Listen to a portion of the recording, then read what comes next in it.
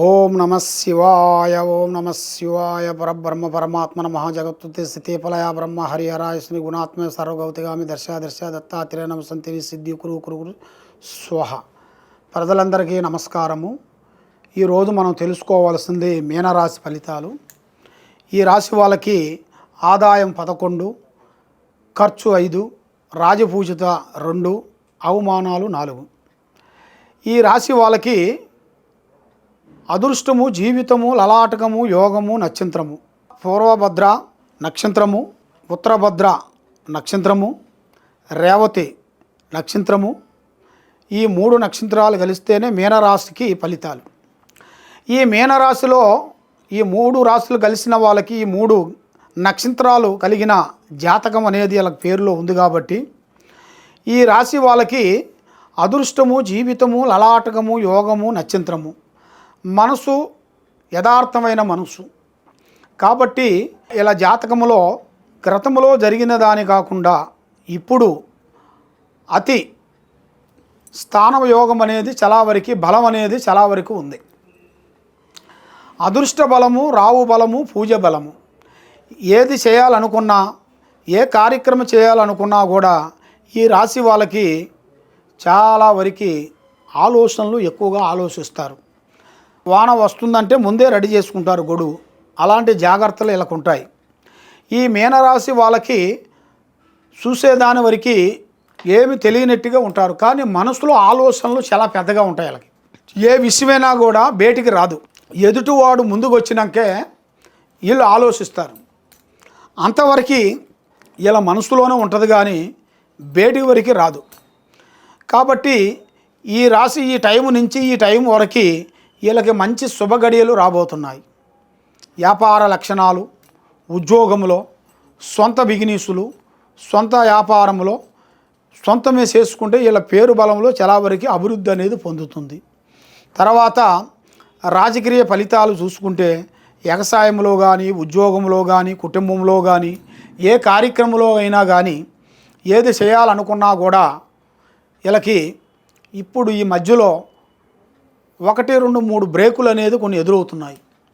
ఆ బ్రేకుల వల్ల వీళ్ళు ఏ పని అనుకుంటున్నారో ఆ పని చేతికాడికి వచ్చి భంగం అయిపోతుంటుంది. అలా భంగం కాకోకుండా అది కరెక్ట్గా నిలబడిపోయి మనశ్శాంతిగా ఉండి చేసే బిజినెస్ డెవలప్మెంట్ కావాలనుకుంటే కొన్ని కారణాల వల్ల ఉన్న స్థానం ఉసిపెట్టేసి ఎక్కడెక్కడికో విదేశాలు వెళ్తుంటారు. మళ్ళీ అక్కడ పోయినా కూడా ఈ బాధలు వాళ్ళకి తప్పక, ఈ బాధలు వాళ్ళు భరించలేక, భగవంతుడా మేము ఏం చేసాము పాపం, అందరూ బాగుండాలి, మేము బాగుండాలని కోరుకున్నాము కదా, మరి మాకంటూ ఎందుకు మేము ఇంత దూరం వచ్చి ఇంత కష్టపడ్డా కూడా మాకు ఇలా జరుగుతుంది, మరి మాకు చదువు అబ్బకోకుండా, మరి వ్యాపారంలో అభివృద్ధి కాకుండా, వ్యవసాయంలో ముందుకు రాకోకుండా, చేసిన అనుకున్న పనులలో ఏదో ఒక తొందర కావటం, ప్రేమించిన స్త్రీలు ప్రేమించిన వాళ్ళ వల్ల మాకు దగ్గర రాకోకుండా దూరం పోవటం, మరి ఇలాంటి కార్యక్రమాలు, ఇలాంటి ఇబ్బందులు కొన్ని కలుగుతున్నాయి. కాబట్టి మరి ఈ దేనివల్ల వస్తున్నాయా అని చాలామందికి మనసులో సందేహాలు, డౌట్లు ఉంటాయి.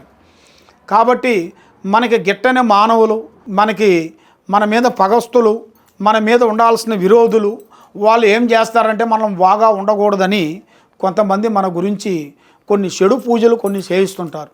కొన్ని చెడు పూజలు చేసి అక్షంతలు, మంత్రిచ్చిన అక్షంతలు మన స్థానంలో వేయటం, మనం పోయే దారిలో వేయటం, లేదా ఒక పెళ్ళి కానీ అక్షంతలు నెత్తి వేయటం, లేదా ఒక ఇంట్లో ఒక ఫంక్షన్ జరుగుతుంటే ఆ అక్షంతలు తెచ్చి ఈ అక్షంతలు కలిపి వేయటం.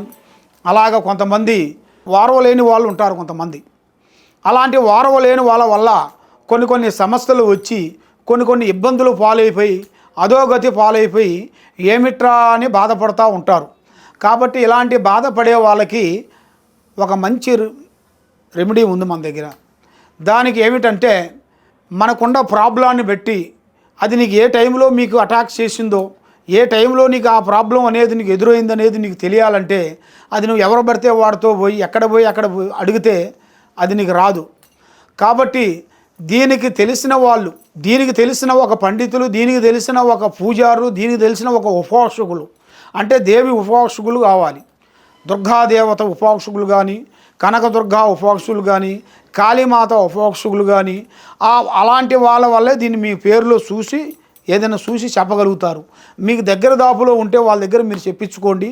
లేదు మాకు ఇక్కడ మనకి ఎవరుగా లేరు అంటే మీరు తప్పకుండా ఈ కింద ఉండాల్సిన ఈ నెంబర్కి తప్పకుండా మీరు మాకు ఫోన్ చేస్తే మీ పేరు, వయసు, గోత్రం పంపిస్తే మీ పేరు బలాన్ని బట్టి, మీ నక్షత్రం బలాన్ని బట్టి, మీ రాశి బలాన్ని బట్టి మీ స్థితిగతులు ఎలా ఉన్నాయి, ఎలా జరుగుతాయి, ఎలా జరగబోతున్నాయి, మరి నీ ఫ్యూచర్లో ఎలా పోతే మీకు ముందుకు పోతే ఎలా బాగుపడతారు, ఎలాగ పోతే మీకు ఎలాగ ఉంటుందా అనేది మీ స్థితిగతులను చూసి చెప్పాల్సిన కొన్ని విషయాలు ఉన్నాయి.